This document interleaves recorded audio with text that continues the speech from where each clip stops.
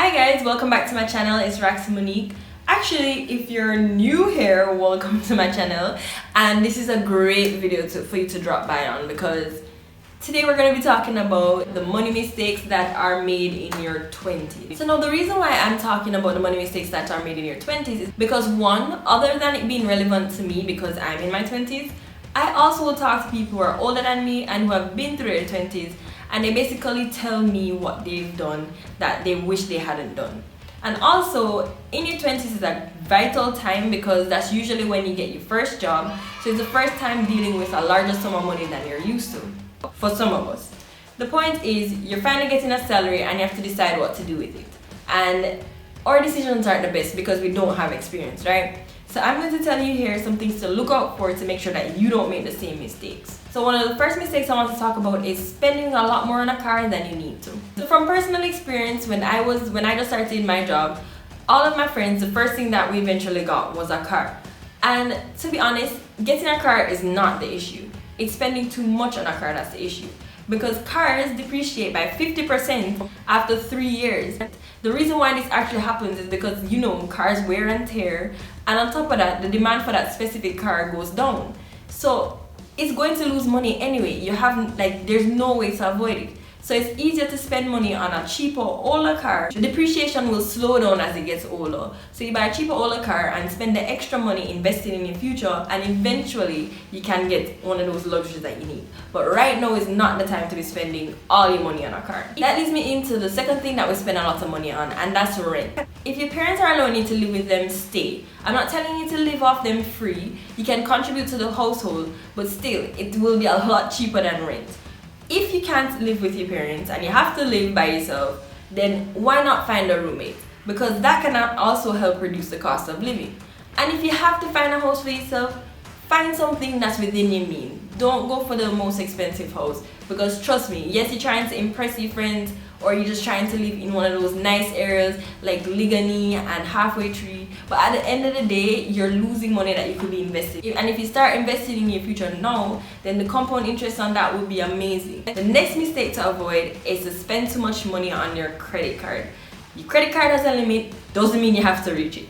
A lot of times people gain a lot of credit card debt in the early stages because it might be your first credit card. You might be living your life and thinking that, hey, I'm young, let me just live. But to be honest, that's debt that you don't want to have, because that's sometimes debt that's really hard to come out of, and it can ruin your credit score unnecessarily. To be honest, you should be very mindful of how you use your credit card. I'm definitely not telling you to never use credit cards, but using a card does give you some kind of disassociation with money, and it doesn't allow you to feel the full value of that money, so it can make it easier to spend more money than you have. And at the end of the day, that's not what we're here for. We're here for being financially smart. Another mistake that we make is not starting our pension as soon as we start working.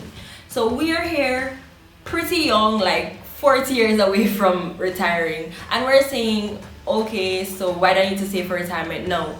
Because just like investing, pension is a form of investment, and it can gain you a compound interest. And if you want to learn more about financial terms, you can click the card above. I'll have a video linked to all the financial terms that I think you should know. But yes, start on your pension now. Start building that compound interest. Start early so you don't even have to start big, start small. The point is, if your company does not already provide a pension plan for you, you should really look into getting a private pension plan from now, because you really have to consider inflation when you think about pension. And if you don't save enough money, probably if you earn like $50,000 today, that's not gonna be worth the same amount 40 years from now. So you really have to consider that. You really need to consider saving enough money. The fifth mistake that 20-year-olds seem to make is not to buy life insurance. And I had made that mistake at one point. So basically, I thought I'm not dying anytime soon, hopefully, right? If I do die, who's going to suffer for it? My parents are still working, and as far as I'm concerned, I had no responsibilities. But my friend who is in insurance made a very good point to me that one of the things that caught me was that the later you wait to buy insurance is the more it costs you monthly. And I was like, wait, what? The point is, take advantage of the age that you are now. Take out a small insurance and then consider increasing it later on in life, but take advantage of the low rates that you get now in insurance. because eventually you will need it. If you do intend to start a family, buy a house, probably have to take care of your parents or take care of some siblings or something that might happen in the future where you do need insurance of some form, it makes sense to just start early and get the lower rate now. I swear, like, if I knew I was gonna get a lower rate at 20 when I just started working as opposed to my age now, I would have gotten it then, but I wasn't really paying attention. So I'm telling you now, so hopefully you listen to me. The sixth money mistake that 20-year-olds tend to make is not investing from now. We always think that we don't have enough money or we don't understand it yet, so I can't start now, but that's not how it works. There are lots of investment funds that you can invest in with not that much money, and there are actually lots of advisors out there that can tell you and show you how to invest. So you should really just take some time and go find people to talk to about investing and start. Even if it's a small amount of money, you can invest more later on in life, but start now. Trust me, just start now.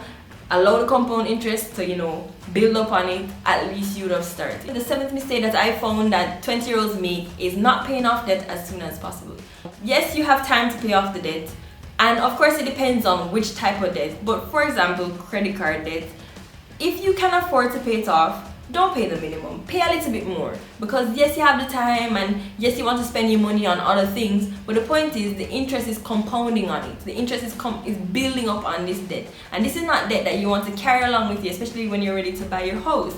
Like, you really want to get rid of these extra debts. So spend the time now to pay off whatever debt it is.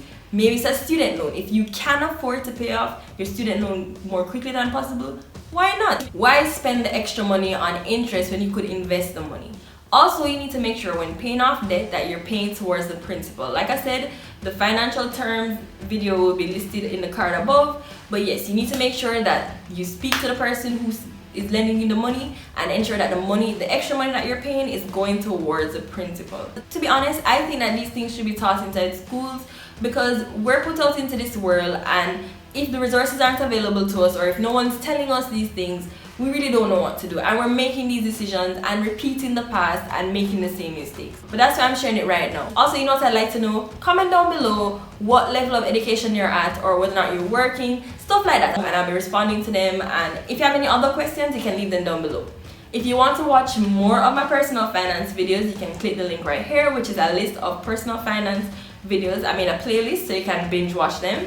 And don't forget to subscribe to my channel, and also share this video with your friends. And I'm here every Thursday at 5 p.m. Thanks for watching, guys. Bye.